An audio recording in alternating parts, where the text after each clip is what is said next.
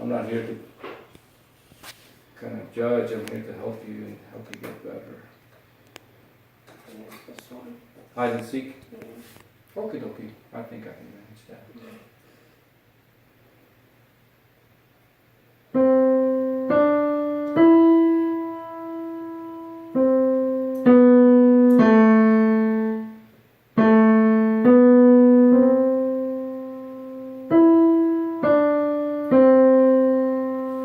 There you go. Good. So a little bit of a back and forth in the hands, right?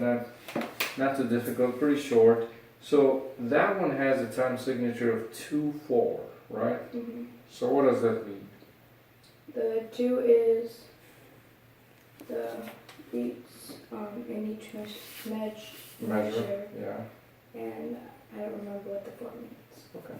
So songs will vary. Some will be 2/4, some will be 3/4, some will be 4/4. These are the common 3. The top number means the amount of beats in a measure. So just like you said, you're correct. There's 2 beats per measure there. The bottom number means what note hits the beat. So in that case, it will be the quarter note. So if you have a 6/8, for example, according to my formula, you'll have 6 beats, and the 8th note gets the beat. So you probably haven't played any 8th notes, but you will. Those are faster. And then you have 16th notes, twice as fast, 32nd notes. And so every time that number doubles, the speed doubles, basically. It's just like a mathematical type of equation. So, all right. Well, I would certainly like to move forward and learn a few more. Your hand positioning, he's right, it's a little bit messy, right? So you're just going to have to work on rounding up the hand a little bit more. I think it doesn't help. The nails are probably in the way, right? My daughter did the same. I wasn't even thinking. I don't know what, after that it just clicked on me because she does violin, you know, and they play music. I mean, I don't know how she fooled me. But, so we went, and now she's having to cut him, and I gotta go, and oh my goodness. We all make some dumb mistakes sometimes. But I should be able to want to tell her no, and I'm like, yeah, let's get it done. I'm thinking, how you gonna play music? It's too late now. But I know it's a bit uncomfortable, so I'm thinking maybe that's the reason we're doing a bit of this in order for you to kind of, get comfortable. So I'm not going to tell you to get rid of them because I don't have that authority, but do the best you can. But I can tell you, if you could get rid of them, it'll be a lot easier to play. And they just went on yesterday. Yeah, I wasn't thinking. I was like, Yeah. You're probably the same thing as me. Yeah. You go through the motions and you're like, wait a minute. So, for a while until you decide to get rid of them, we're fine. But that's kind of where you need to be. The hand stays flat and it makes like a little, we always say, hold it like you're holding the ball, just nice and round, just like that. Because you want each finger to be individually played. You don't want to lift and go. See, a lot of kids do what we call pecking. It's like a bunch of birds are just pecking on the keys. So you do want to just hold it in one spot. So your hand is more comfortable and it gains more speed, more precision by just staying put. So do the best you can to, instead of here, to lower it to where all the fingers are making good contact with the keys. And then your wrist is flat, because if it's pointed upwards, it's twisted, it's uncomfortable, it gets tired. So if your hand position is to where it's comfortable, you'll play for a long time and not get tired. Anything that's extremely uncomfortable, it cannot be right. So that's the hand position advice I can give you, and of course I'll always correct if I see things that are inaccurate. But see, right now you're good. Good. Skipping rope. Did you ever play that one? Yeah. Oh, goodness. Well, I'm glad it's an imaginary skipping rope because I would be passing out if I did that. I can't do that stuff anymore. Alright, so let's position your fingers because you're going to go into the left hand eventually on that song. So I'll let you get them both ready and then let's try it.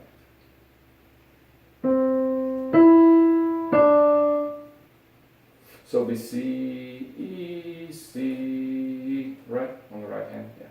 There we go, and then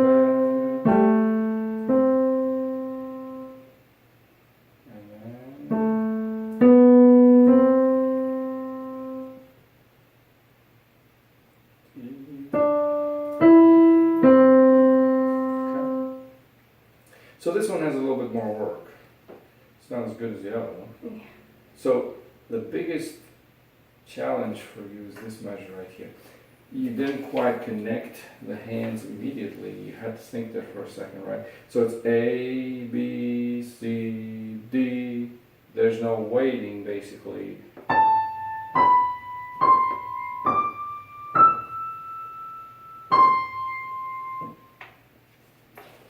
There's two things, or more things, but in life you can't stop getting older and you can't stop the music in music. You can try, it's just not going to work. So music is just like that, unstoppable. The beat keeps going, whether you like it or not. Tick, tack, tick, tack. So if you stop, you make a mistake. You fall behind, or if you rush, you go ahead, and the melody doesn't make any sense. Then you play, and it's just, I don't know that ever happened to you, but you will see what I'm talking about once you get more advanced. You'll play a song, and it's like, this don't sound right, because either you sped it up, you played too slow, you twisted the beat to where it transformed the whole song.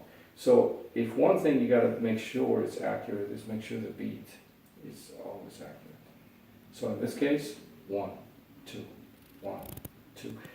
This, for example, was too fast. This was too fast. You rushed those a little bit. You didn't give them 2 full beats. We did about a beat and a half. Mm-hmm.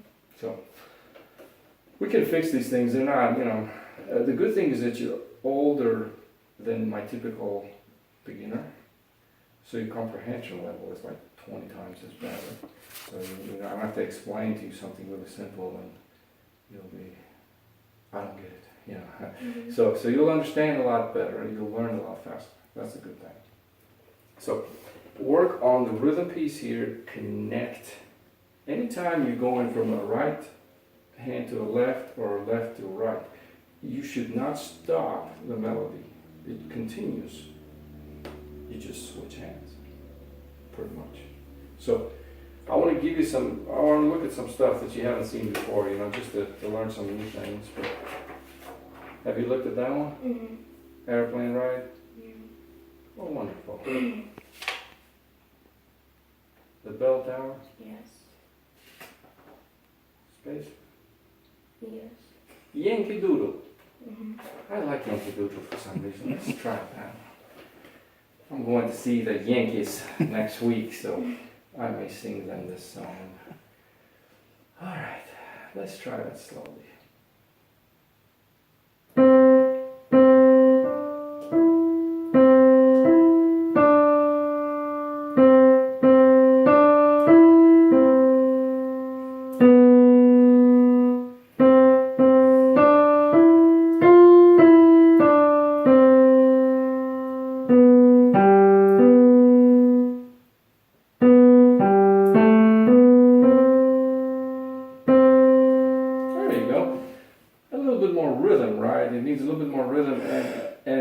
Not surprisingly, because most people struggle with the left hand. Left hand is everybody's worst nightmare as a pianist, unless you're left-handed.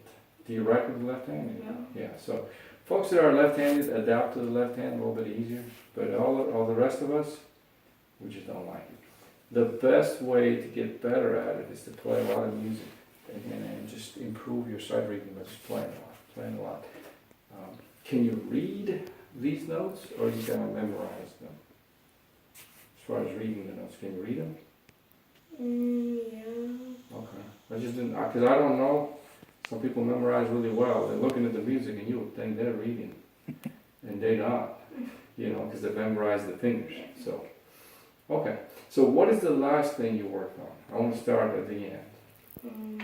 That way, I don't have you play a bunch of songs you've played, but maybe learn something new or try something different. Right here. Old MacDonald. Oh boy, I'm hungry now. Alright, so let's try it now. We all know the song, right? It helps playing some of these that you know the melody, because if you're playing the wrong note, you can at least say, that don't sound right. Yeah. Alright, let's do it.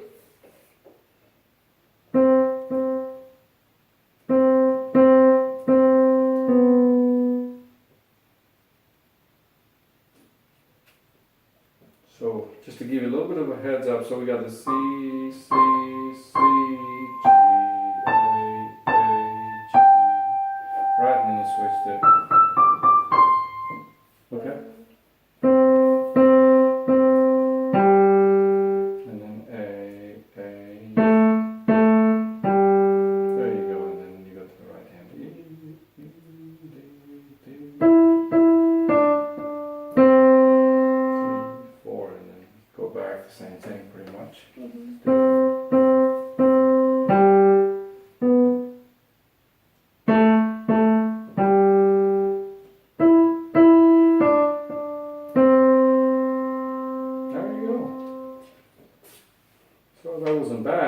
needs to get a little bit faster, right? What school are you in? Cypher? No. I go to What ISD you fall under? Spring Branch. Spring Branch. That's a pretty good one. I don't care what school it is, if you don't study and pay attention. And the school ain't gonna do the work for you, so I think we have this misconception of, we go to this district. If you don't read and study and do your homework, it ain't not gonna spoon feed it to you. Yeah, you haven't done any other musical programs or anything like that, right? I'm in choir. You're in choir? Yeah, because a friend of mine teaches for that district. He's an orchestra conductor, but he's a cellist. I forgot what school he does, but I deal mainly with Cypher ISD. Cypher, Klein, and Katie. It's the three that I deal with most of the time. But so you have the ability to sing in tune. You have the ability to hear, right? Because as a singer, or as being part of the choir, you have to listen. So that should help you tremendously in piano.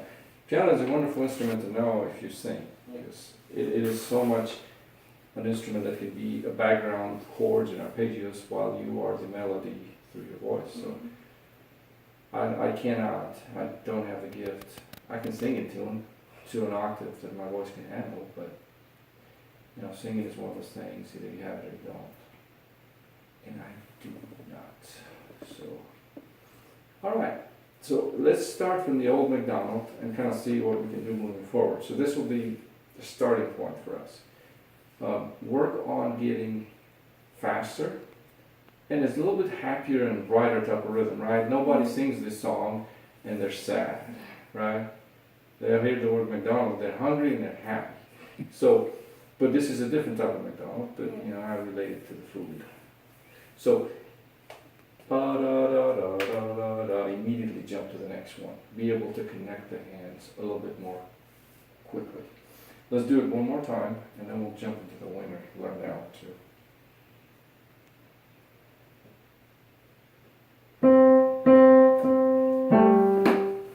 Okay, so one thing that I can tell you, of course the hand position, and we'll get rid of those nails and all that good stuff, but position your fingers, get into the habit of, before I used to start playing, people thought I was probably slow. I positioned my fingers so carefully because I felt, when my teacher made me, he was mean, but I positioned everything correctly and everything was landed correctly on the keys. So if I needed to play the third finger or the pinky, I wasn't caught in between keys the way I did this.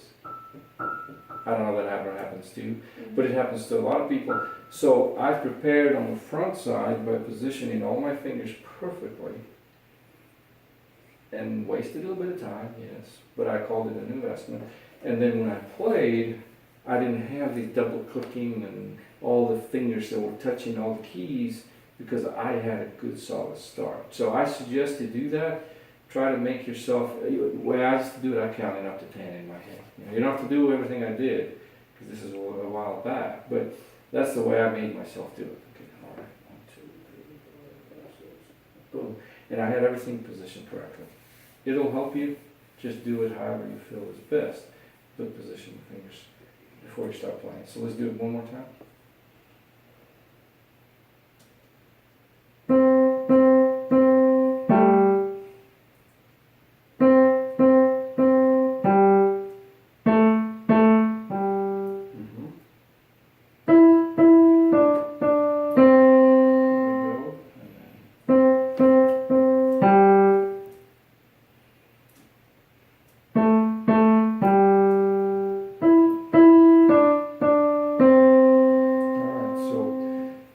Challenge is maintaining your hands in the right position, holding them curved, playing with fingertips. I am persistently annoying. I'll probably tell you like every 2 seconds moving forward. And it's not, I don't get upset or it doesn't bug me, but I believe in repetition and reminding you to break that habit because it took a while to learn it the wrong way. So it's going to take the same or more to play it the right way. Just because I tell you once It's not gonna just magically disappear. So we'll fix it. I'll have to remind you a lot and get all this stuff. Get you some help, but it's not a big deal. Nothing I haven't seen. That's for sure. Everybody likes to do this. Flatten the fingers and pull back. So that's kind of what you're doing. So you can see the keys, right? Yeah. But if you position the fingers correctly, you can do it without seeing them. You press the right finger. So that's why everything is kind of connected and it will make sense later on. You should be able to play the piano blindfolded without looking at your fingers. Just looking at the music. And if you know the music by memory, you should never need to see. Just close your eyes and play it because your fingers are positioned accurately. So it's muscle memory versus constant watching the fingers and the keys. Alright, so winter. Have you ever tried that one? No. What clef or what do you read in voice? Are you a soprano or are you? Yeah, I'm soprano one. Okay. So what is the clef you're most comfortable reading? The treble clef. Treble, right? That's where you're at. You have to be as a soprano. And so that it's, I'm sure, a piece of cake for you, right, to read, because that's what you have to read your sheet music at school. Yeah. So okay, it helps me understand where your forte is. So your music theory is not going to be an issue. The bass clef, do you have an issue reading that one? Yeah, a little. A little bit. All right, I'm going to tell you the easiest way that I can explain it to you. Always raise it up a third, and that's the best way to explain it. So basically, if it's an F, you raise it 2 more notes. F, G, A. So that would be an A. So read it as treble and raise it up by 2 notes. So this would be a C, right, in treble. So that note were down here, then would be an E, C, D. Okay? So that's the best quick fix solution I can give you.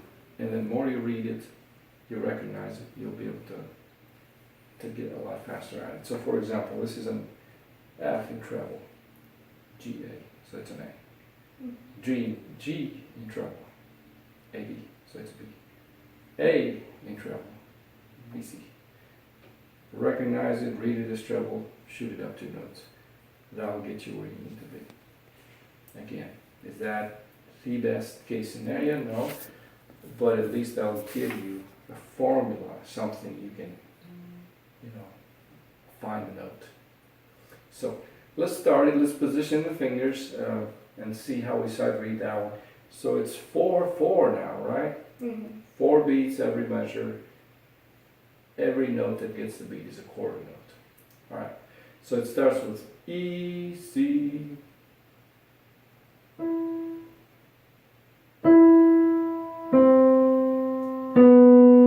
Okay, and then A, 3 beats. 2, 3, G, A, B, C, D, E, F. You're on the wrong finger, E. So you want the E to be third, right? Let's pick up right here. E. There we go, and then F, E, C, B, and then A, 2, 3, G, A, C, B, B, A, 2, 3, rest. Okay, so not really difficult. Again, this book, it is quite easy, so we should be able to zoom right through it, really, really quickly.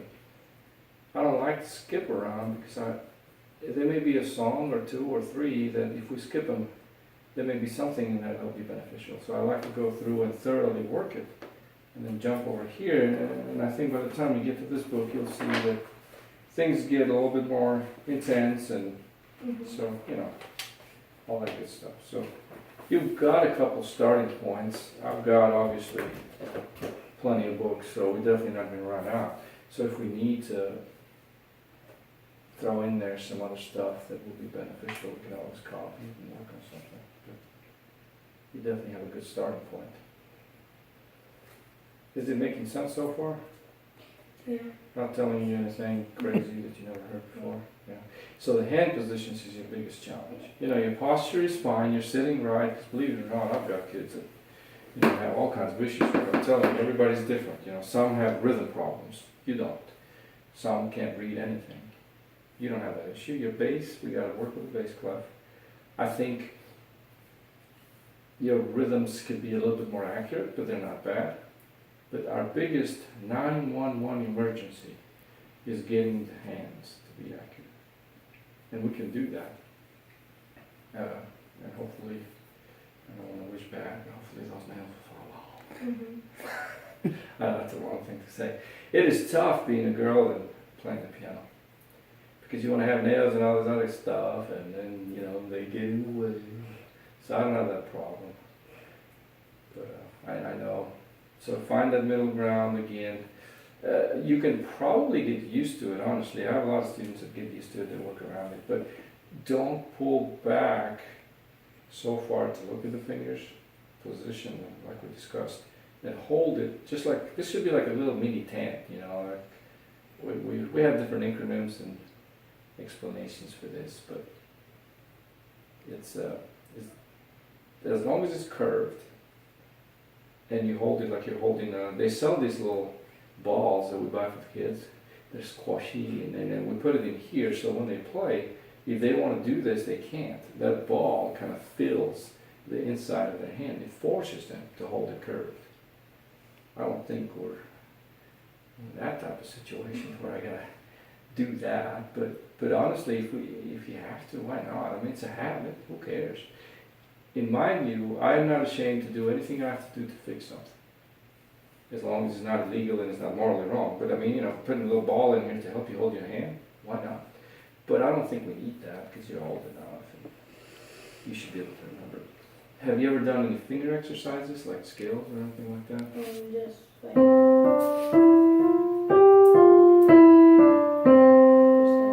So each hand kind of separate, C, D, E, F, G. All right, I'm going to give you one simple exercise that you can do for this week. We're going to shift. We're going to start with, you just mentioned, C, D, E, F, G, F, E, D, C. And then you're going to shift the whole hand over one note. So nothing changes, right?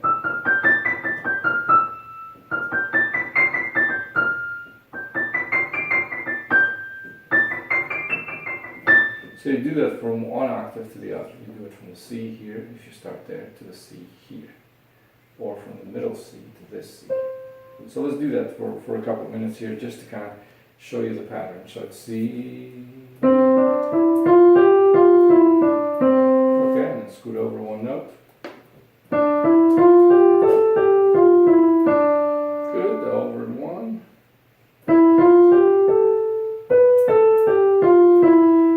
Okay, try to lower your wrist a little bit, hold your fingers down, alright, keep going. There we go, moving over.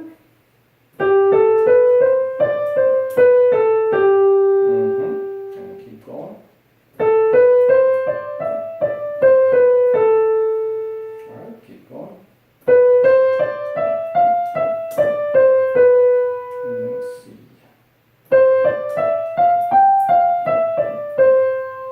Alright, so at that point you're done. It's easy because you start at the C, end of the C is one octave. You don't have to really work hard on remembering it. On the left hand you can do the same thing, but you do it in a different order. You can start it right here with C being your thumb, or you can start it with C being your pinky. It doesn't matter. You just play the same notes. And you scoot over one.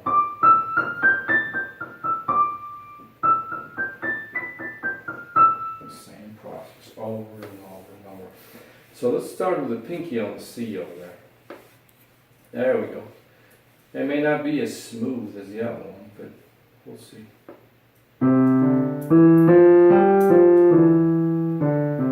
Again, try to hold fingers down and curve them. Scoot it over.